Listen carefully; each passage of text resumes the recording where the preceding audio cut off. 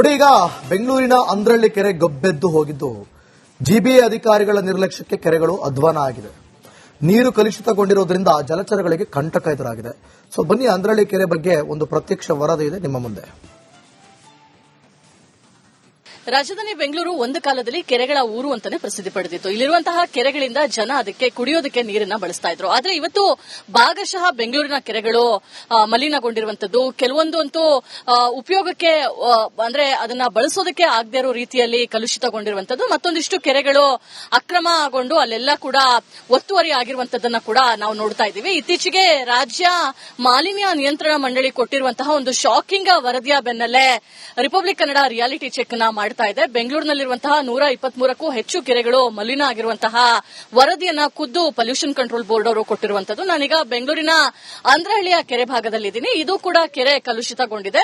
ಸುಮಾರು ವರ್ಷಗಳಿಂದ ಇರುವಂತಹ ಅಂದ್ರಹಳ್ಳಿಯ ಕೆರೆ ಕೂಡ ಕಲುಷಿತ ಪಟ್ಟಿಗೆ ಸೇರಿರುವಂತದ್ದು. ಸುಮಾರು ರಾಜ್ಯದಲ್ಲಿ ಸಾಕಷ್ಟು ಕೆರೆಗಳು ಇವತ್ತು ಮಲಿನಗೊಂಡಿರುವಂತಹ ಬಗ್ಗೆ ರಾಜ್ಯ ಮಾಲಿನ್ಯ ನಿಯಂತ್ರಣ ಮಂಡಳಿ ವರದಿಯನ್ನ ಈ ಆಘಾತಕಾರಿ ಮಾಹಿತಿಯನ್ನ ಹೊರಹಾಕಿದೆ. ಅಂದ್ರೆ ಸಾಮಾನ್ಯವಾಗಿ ಕುಡಿಯುವ ನೀರಿಗೆ ಎ ಗ್ರೇಡ್ ಇರಬೇಕು ನದಿಗಳು, ಆದ್ರೆ ಬಹುತೇಕ ನದಿಗಳ ನೀರು ಸಿ ಮತ್ತು ಡಿ ಗ್ರೇಡ್ ಹಂತಕ್ಕೆ ತಲುಪಿದೆ ಅಂತಲೂ ಕೂಡ ಮಾಹಿತಿಯನ್ನ ಕೊಟ್ಟಿರುವಂತದ್ದು.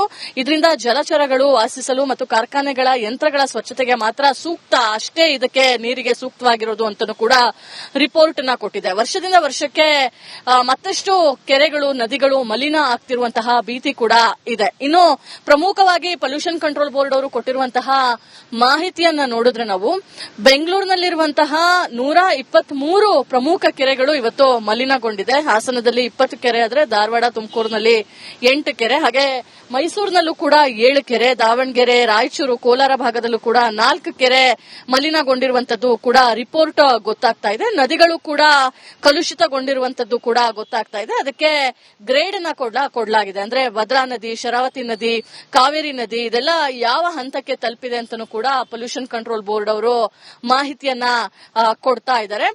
ಎಲ್ಲೇ ಒಂದ್ ಕಡೆ ಬೆಂಗಳೂರಿನಲ್ಲಿರುವಂತಹ 123 ಕೆರೆಗಳ ಪರಿಸ್ಥಿತಿ ಕೂಡ ದಿನದಿಂದ ದಿನಕ್ಕೆ ವರ್ಷದಿಂದ ವರ್ಷಕ್ಕೆ ಹಾಳಾಕೊಂಡೇ ಹೋಗ್ತಾ ಇದೆ.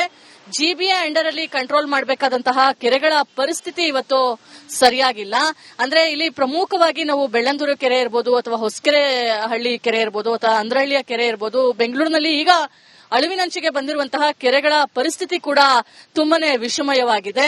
ಸಾಕಷ್ಟು ಕಡೆಗಳಲ್ಲಿ ನಾವು ಕೂಡ ರಿಪೋರ್ಟ್ ಮಾಡ್ತೇವೆ, ನೀರು ಕಲುಷಿತಗೊಂಡು ಜಲಚರಗಳು ಮುಖ್ಯವಾಗಿ ಮೀನುಗಳ ಮಾರಣೋಮ ಆಗಿರುವಂತಹ ರಿಪೋರ್ಟ್ ಅನ್ನ ಕೂಡ ನಾವು ಆಗಿಂದಾಗೆ ಮೇಲಿಂದ ಮೇಲೆ ಮಾಡ್ತಾನೆ ಇದ್ದೇವೆ. ಈಗ ಖುದ್ದು ರಾಜ್ಯ ಮಾಲಿನ್ಯ ನಿಯಂತ್ರಣ ಮಂಡಳಿ ಈ ಶಾಕಿಂಗ್ ವರದಿಯನ್ನ ಕೊಡೋ ಮೂಲಕ ಸರ್ಕಾರವನ್ನ ಎಚ್ಚರಿಸುವಂತಹ ಪ್ರಯತ್ನಕ್ಕೆ ಇಳಿದಿದೆ. ಅದರಲ್ಲೂ ಪ್ರಮುಖವಾಗಿ ಬೆಂಗಳೂರಿನ 123 ಕೆರೆಗಳು ಏನು ಮಲಿನಗೊಂಡಿದೆ, ಆದಷ್ಟು ಬೇಗ ಇದನ್ನ ಸರಿಪಡಿಸಿದ್ರೆ ಬೆಂಗಳೂರಿನ ಅಂತರ್ಜಲ ಮಟ್ಟ ಹಾಗೆ ಕುಡಿಯೋ ನೀರಿನ ಮುಂದಿನ ದಿನಗಳ ಸಮಸ್ಯೆಯನ್ನು ಕೂಡ ನೀಗಿಸುವಂತಹ ನಿಟ್ಟಿನಲ್ಲಿ ಕೆಲಸಗಳು ಆಗಬೇಕಾಗಿದೆ. ಕ್ಯಾಮರಾ ಪರ್ಸನ್ ಕೃಷ್ಣ ಜೊತೆ ದೀಪ್ತಿ ತೋಳ್ಪಡಿ, ರಿಪಬ್ಲಿಕ್ ಕನ್ನಡ, ಬೆಂಗಳೂರು.